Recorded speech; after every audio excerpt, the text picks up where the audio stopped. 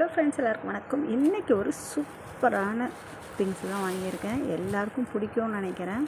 இப்போ இதோட சீசன் என்ன, நாவாப்பழம் தான். நாவாப்பழம் எதுவும் சொல்கிறாங்க. ஸோ இந்த பழம் பார்த்திங்கன்னா இப்போ சென்னையில் ரொம்ப அவைலபிளாக இருக்குது. எந்த சைடு திரும்பினாலும் இது தாங்க விற்கிது. ஒருத்தவங்க ஒரு மாதிரி விற்கிறாங்க. ஒருத்தவங்க பார்த்திங்கன்னா அரை கிலோ 60 ரூபா விற்கிறாங்க. நான் வாங்கினது பார்த்திங்கன்னா 1 கிலோவே 60 ரூபா.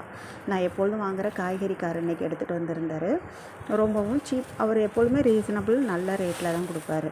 ஸோ பார்த்திங்கன்னா வெளியில் அரை கிலோ 60 ரூபாய்க்கும், இவர்கிட்ட 1 கிலோ 60 ரூபாய்க்கும். பழமும் பார்த்திங்கனாலும் நல்ல ஃப்ரெஷ்ஷாக தான் இருக்கும். வீணாக போன பழம்லாம் இல்லை. நல்ல ஃப்ரெஷ்ஷான காய்கறி, பழமாக இருக்கட்டும், எதுவாக இருந்தாலும் நல்ல குவாலிட்டியாக இருக்கும்.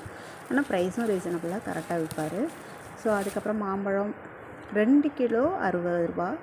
மாம்பழம் நல்லாவே இருந்துச்சு. எனக்கு நிறைய வாங்கணும்னு ஆசை. ஆனால் மாம்பழம் ஹீட்டுங்கிறனால அவ்வளோதான் விரும்பி சாப்பிட்றதில்ல. ஆனால் பிடிச்ச பழத்தில் மாம்பழம் ஒன்று தான். அப்புறம் பார்த்திங்கன்னா சௌச்சௌ காய்கறியில் சௌச்சௌ, மற்றபடி கேரட்லாம் இருக்குது. ஸோ அதனால் சௌச்சௌ மட்டும் வாங்கினேன். அதுக்கப்புறம் கிழங்கு வாங்கினேன்.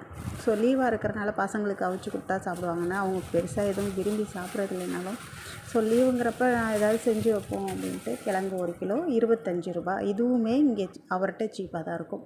பாருங்கள், நாகப்பழம் நான் நிறையாவே வாங்கினேன். பசங்க கேட்டாங்க இந்த பழம். அதனால் சீசன் முடிகிறதுக்குள்ளார சாப்பிட்டுக்கலாமே அப்படின்ட்டு. கண்டிப்பாக கிடைச்சா வாங்கி சாப்பிட்டு பாருங்கள். அடுத்த வீடியோவில்